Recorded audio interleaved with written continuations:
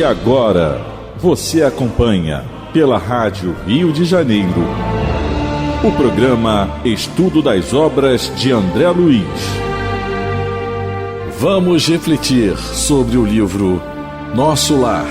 Produção e apresentação, Tereza Cristina e Marco Antônio. Olá, ouvintes da Rádio Rio de Janeiro. Começamos o nosso programa de estudo do livro Nosso Lar, que foi psicografado por Francisco Cândido Xavier pelo espírito André Luiz. Amigos ouvintes da Rádio Rio de Janeiro, a emissora da Fraternidade, é com muita alegria que retornamos aqui a fim de podermos dar continuidade ao nosso estudo, à nossa conversa sobre a vida no mundo espiritual, através da obra Nosso Lar, que foi ditada pelo espírito André Luiz e psicografada, trazida para nós através da mediunidade santificada de Francisco Cândido Xavier. Nós estamos... Capítulo 24. Capítulo 24, é. Isso, nós estamos no capítulo 24 e no último programa nós conversamos sobre a questão que o Lísias responde sobre a comunicação e o intercâmbio, a necessidade da linguagem, que ainda estamos, ele explica por que da necessidade, que nós ainda estamos muito longe das regiões ideais da mente pura, da mente santa, né? Daquilo que poderíamos dizer que ler o pensamento do outro é uma coisa corriqueira onde existem essas regiões. Por quê? Os pensamentos são sempre do bem, de pureza no bem. Nós até colocamos situações em que poderia acontecer se pudéssemos ler o pensamento do outro encarnado. Ia ser uma complicação muito grande, né? Porque íamos julgar mais ainda o outro do que nós julgamos. Mas não julgamos nunca o nosso comportamento, mas sempre o comportamento do outro, né? E falamos sobre isso, a necessidade nossa ainda aqui da linguagem, né?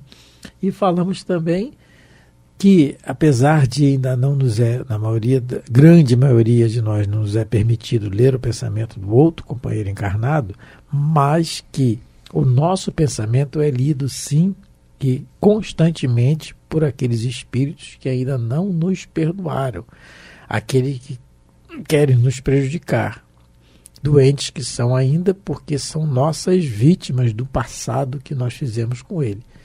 E ainda não nos perdoaram. E continuam nos fiscalizando, vamos dizer assim. E continuam dizendo para nós, olha, ele sorri, é galanteador, é simpático, educado, mas olha o que ele está pensando. Então, o nosso pensamento é lido constantemente por esses companheiros, até porque estudamos sempre na doutrina que o pensamento é matéria e ele irradia constantemente de nós, por essa nuvem de testemunhas que o apóstolo Paulo já citou há 2000 anos atrás. Então comentamos sobre isso, né? E paramos, Tereza, no 7º parágrafo, nós lemos mais 6 linhas só. Vamos começar de novo. Né? A humanidade terrestre. Acho que tá bom de começar por aí. Peraí, eu me perdi aqui. Não. Constituída de milhões de seres. Ah, tá. Desculpa, é que está no meio aqui. Então, o Lísias continua explicando, André Luiz. A humanidade terrestre, constituída de milhões de seres àquela época, porque hoje nós já estamos em 8 bilhões, né?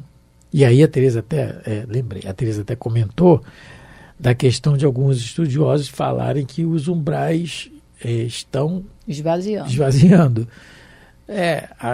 A migração planetária é uma coisa que acontece constantemente. Então, muitos espíritos que estão aí encarnando entre nós, por isso essa crescente da década de 30 para cá, nós temos aí 80 anos, né? 80 anos mais ou menos, quase que 90. Milhões para 8 bilhões é muita coisa, porque há necessidade da encarnação de espíritos muito arraigados no mal. Por quê?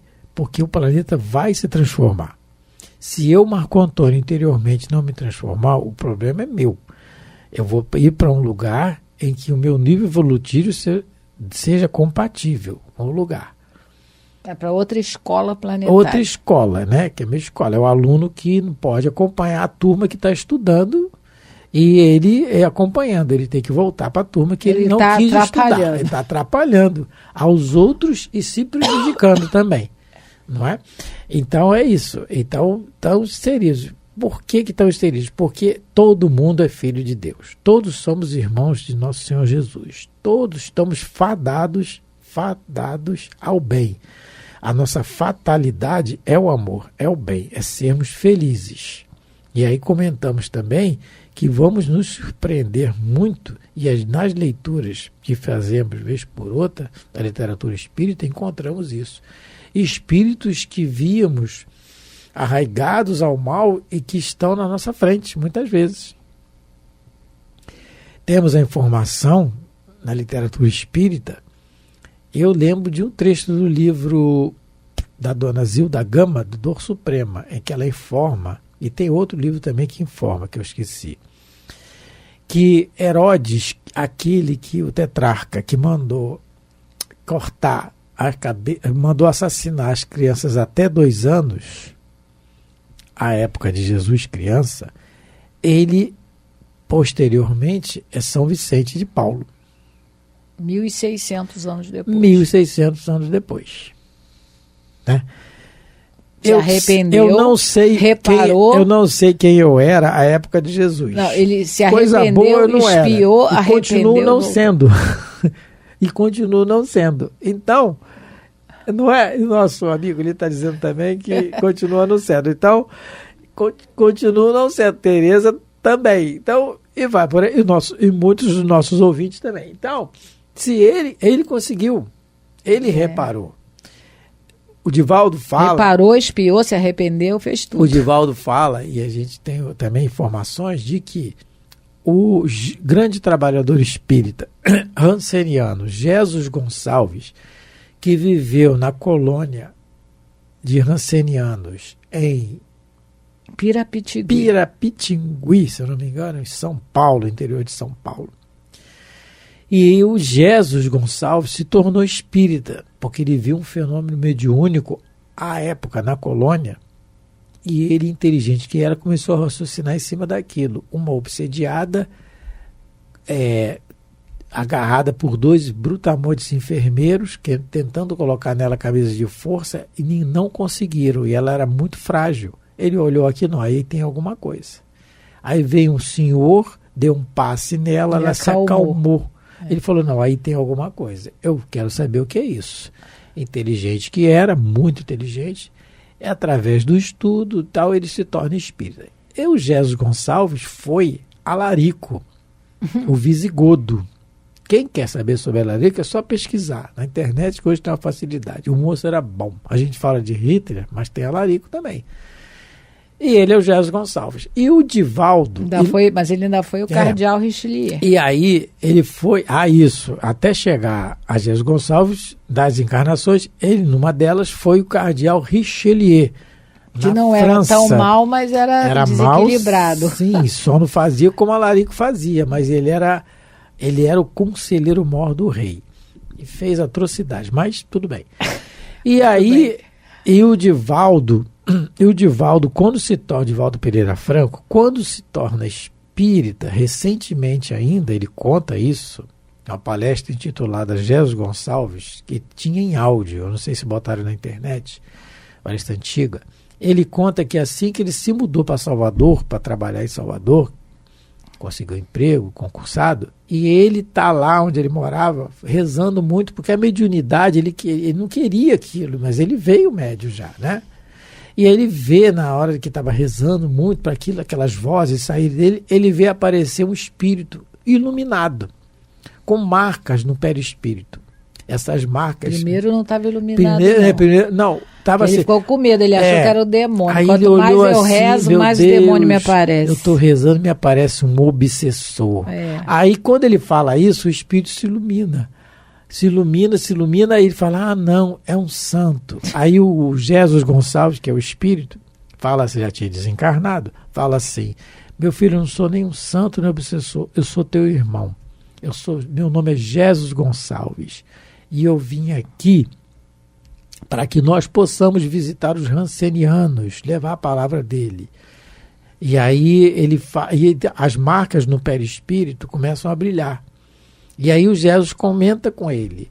Essas marcas são as marcas das atrocidades que eu fiz, só que agora eu consegui e tal. Só que eu vou pedir mais uma encarnação ainda. Ele teve 6 encarnações. 6 seguidas, né? Ele conta leproso, isso. Então, o que a gente quer dizer com isso? A história é muito bonita, mas se a gente puder ter na internet, eu vou até procurar hoje se tem.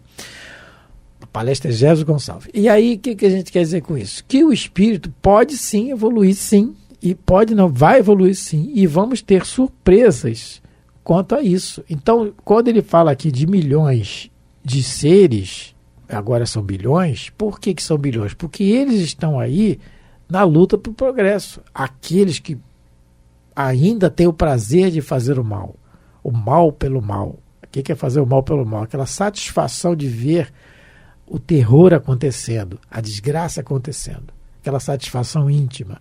Aquilo é fazer o mal com prazer. Mas eles têm que evoluir. E nós estamos inseridos nessa sociedade porque temos que passar por isso. Né? Não, acaso não existe. Existe injustiça no mundo. Isso existe, mas não existe injustiçado. Se existiu um, foi nosso Senhor Jesus. Mas não existe injustiçado. Todos provocamos. O Espírito Emmanuel nos diz que se existisse um, não. Existiu um, só Jesus. O Emmanuel nos diz que todos nós provocamos sombra. Só Jesus não projetou sombra. E muitas vezes nós somos a própria sombra, né? Continuando. Não seria, portanto, possível atingir zonas aperfeiçoadas logo após a morte do corpo físico. Até porque o Espiritismo nos diz, a doutrina, que a morte não nos muda em nada, apenas nos vai tornar invisível para aquele que não vê o Espírito, né? Porque tem aqueles que veem, mas vai nos tornar invisíveis, só isso. Os gostos, as tendências, os problemas continuam os mesmos. Aí ele continua. Os patrimônios nacionais e linguísticos remanescem ainda aqui, condicionados a fronteiras psíquicas. A Teresa comentou alguns programas anteriores sobre isso. No próprio Brasil, nós temos os regionalismos do Sul, do Centro-Oeste, Minas, do Nordeste, do Norte, os tipos, a maneira de falar, a maneira de se vestir, os tipos, isso tudo é levado para lá, os remanescentes, e condicionados a fronteiras, porque ainda somos arraigados a isso, né? Isso. E a lei de Deus não é uma lei de violência, né? A lei de evolução é uma lei de sequência. Ele vai falar daqui a pouco, nós vamos falar sobre isso. Um outro exemplo disso é um livro do Chico Xavier que se chama Quando se Pretende Falar de Vida. É um livro que fala de uma colônia israelita. E é o único livro do Chico que não menciona o nome de Nosso Senhor Jesus Cristo. Porque para os judeus, Jesus é um profeta menor. Ele não é considerado pelo judaísmo como o Messias que havia de vir. Eles ainda estão esperando o Messias. Então, essa colônia, por ser uma colônia israelita, ela não tem o cultivo, né, da mensagem de Jesus. Então, esse é o único livro do Chico que não fala de Jesus. Por quê? O Emmanuel respeita a cultura judaica. E o rapaz que escreve esse livro é o Roberto Muscati. Ele pertence a uma família israelita, uma família judia, e ele vem falar do que ele encontrou quando desencarnou. E por ser judeu e por ser uma pessoa boa, um rapaz, né, de boa índole, ele, quando desencarna, ele vai para onde? Ele vai para uma colônia israelita. Faz sentido do que ele ir para uma colônia como Nosso Lar, que as pessoas, a maioria é cristã. Então, não é uma pessoa budista aqui no Brasil, que desencarne aqui no Brasil, budista, um monge budista, mas que seja brasileiro, provavelmente, após a morte, ele pode ser abrigado numa colônia budista, Por quê? Para Deus, né? Deus não usa de violência. É muito bonito, né? O que os espíritos dizem. Deus não usa de violência, ele usa o tempo, não é? Porque o tempo é um talismã divino. Então, o tempo é que Deus usa para educar os seus filhos. Então, e como as colônias, como a gente colocou, as colônias espirituais, elas são criadas para que nós, os espíritos inferiores, não ficássemos perturbados após a desencarnação, porque a gente ainda é tão inferior que a gente ainda tem necessidade de corpo, de usar a linguagem, de se comunicar, de ter contato, não é?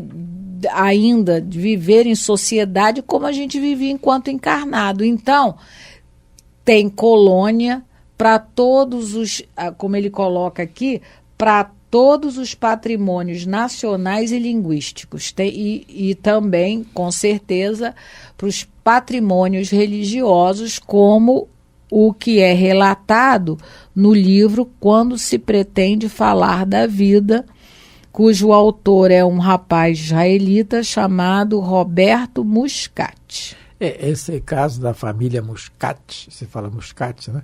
Muscat. Ele é muito interessante, né? Porque eles recorreram ao Chico, e na época houve uma reportagem que fala que a fé de Chico Xavier ultrapassa barreiras religiosas. E o interessante em cima disso, que a Teresa falou, dessa família, é que eles receberam foram dezenas de cartas. Informação virou um livro. Virou um livro, foram dezenas de cartas. Confirmando, não tinha como não confirmar. Não tem hiperestesia, subconsciente, não tinha como. Tinha detalhes ali que não tinha como o Chico saber. E eles tiveram que se render à questão da existência, da continuidade da vida, né? Só que não se tornaram espíritas. Mas não tem necessidade. Não, isso que eu quero colocar. É. E não há por que nós julgarmos por causa disso. Porque eles vão desencarnar. Uma hora o raciocínio vai mudar. Só aproveitando, né, como Allan Kardec nos coloca, não há que ter a preocupação nossa, e Allan Kardec falava isso, em angariar prosélitos, em querer que todo mundo seja espírita. Não é assim. O importante é a mudança do comportamento, que é o que aconteceu com essa família. Então eles passaram a ajudar muito o Chico na questão de ajudar o Chico no sentido de ajudar a assistência, né, das pessoas necessitadas que recorriam ao Chico. Fizeram várias doações e tudo. O trabalho mudou, o pensamento da família mudou com direção ao bem. Está tudo bem, é isso mesmo, né? Como o Chico mesmo diz, só vai receber quando desencarnar em outro guichê, né? De guichê diferente. Então, continuando aqui a leitura. Aqui, né, Teresa? Nos mais diversos setores de nossa atividade espiritual, existe elevado número de espíritos libertos de todas as limitações. Quer dizer, então o que ele está dizendo?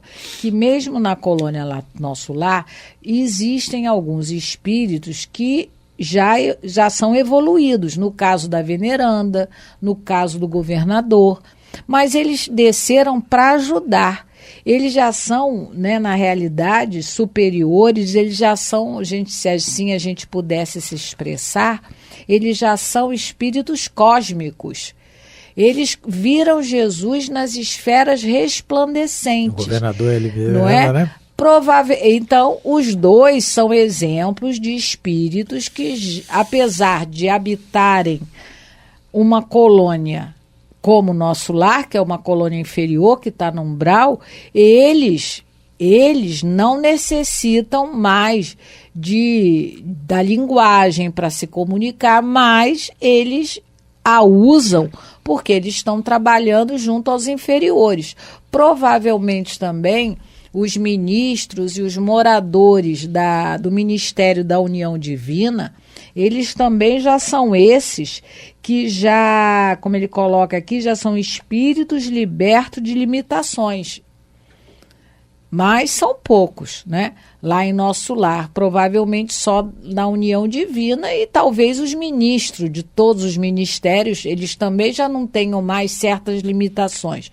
Mas, para conviver em Nosso Lar, eles vão andar de aeróbus, não é? Eles junto com a população, porque o espírito superior, ele é aquele que não vai afrontar a inferioridade de ninguém. Ele, não é?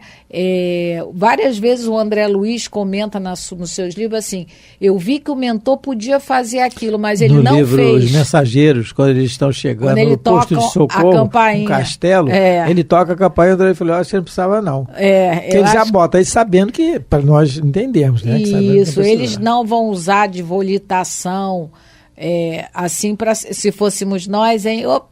Porque por isso que aquele velho ditado corriqueiro, Deus não dá asa à cobra, é isso mais ou menos, né? E não é isso que a Teresa está falando, está bem explicado, bem exemplificado, no livro Libertação, que nós lemos alguns programas anteriores, no capítulo 4, numa cidade estranha desse livro, que é uma cidade nas trevas, na colônia, nas regiões bem densas de umbral, em que o Gúbio, na companhia do Eloy, do André Luiz, eles vão lá conversar com o chefe da cidade, que é o Gregório. E aí eles têm que condensar o perispírito, porque eles têm que... Tá aqui, eu vou ler. Eles são compelidos a cobrir-se com as substâncias do charco, sofrendo-lhes com paciência e coragem a influenciação deprimente. É como se eu tivesse que ajudar alguém e tivesse que me encher de lama. Né? Sem reclamar, porque senão não ia estar lá. É o que ele está falando aqui, com paciência e coragem. Aí ele fala assim, aí o Gúbio falando, atravessamos importantes limites vibratórios e cabe-nos entregar a forma exterior ao meio que nos recebe, a fim de sermos realmente úteis aos que nos propomos auxiliar. Porque aquilo, como é que eu vou brilhar lá? É falta de caridade. Que o exemplo maior é Nosso Senhor Jesus, que a gente não tem ideia do que preparo foi esse para ele vir encarnar aqui entre nós. Esse charco que ele teve que se absorver, pegou os melhores fluidos da Terra, mas que para ele é muito, né, imagina o que deve ser, para nos dar exemplo de sofrer o que sofreu. No livro Renúncia também, a personagem principal do livro, Alcione, que habita esferas resplandecentes, ela pede para vir ajudar os seus familiares e a sua alma gêmea, mas aos seus familiares, todo grupo de espíritos que precisam do seu exemplo para tentar se modificar. E ela demora 10 anos se preparando para encarnar. 10 anos de preparo contínuo para poder botar o perispírito em condições de adensar essa matéria que nós temos aqui, né? Então, continuando. Mas insta a considerar que a regra é sofrer-se dessas restrições. Quer dizer, então, alguns espíritos, muito poucos em nosso lar, não precisam dessas limitações, mas a maioria ainda precisa da linguagem para se comunicar, não é? Ainda precisa de viver numa colônia de acordo com os seus hábitos. Então é isso que o André Luiz, no caso Lísias, né, tá explicando para o André Luiz, que a maioria dos espíritos desencarnados da Terra, eles vão ter necessidade, sim, de ser abrigados em colônias que eles tenham afinidade, que os seus hábitos sejam os mesmos. Então, é aquilo que a gente colocou, o nordestino vai ficar complicado se ele encarnar numa colônia em que só se coma churrasco, né? A gente sabe que não acontece isso nas colônias superiores, mas ele vai gostar de um baião, ele vai gostar de uma buchada de bode. A tomar caldo com água. Vai lembro aqui. É o fluido com a aparência de buchada de bode. São aquelas encarnações, às vezes em família, que vem, o fulano é estranho no ninho, ele não gosta de nada disso, ele gosta, só pensa no outro país, também. Só pensa no país, ele foca só o país tal. Meu filho é um exemplo disso, só gostava de chá, só queria comer na mesa, a gente comia tudo na mão e vendo a televisão. Não andava sem camisa? Não andava sem camisa. Eu falava assim, esse menino veio de outro lugar realmente estranho muito diferente. Vamos terminar chegando na nossa hora, agradecendo a todos pela paciência de nos ouvir, pedindo as bênçãos de Deus para os vossos lares. Muito obrigado pela atenção, pelo carinho e pela paciência de nos ouvir. Fiquem com Deus. A Rádio Rio de Janeiro apresentou o programa Estudo das obras de André Luiz. Produção e apresentação, Tereza Cristina e Marco Antônio.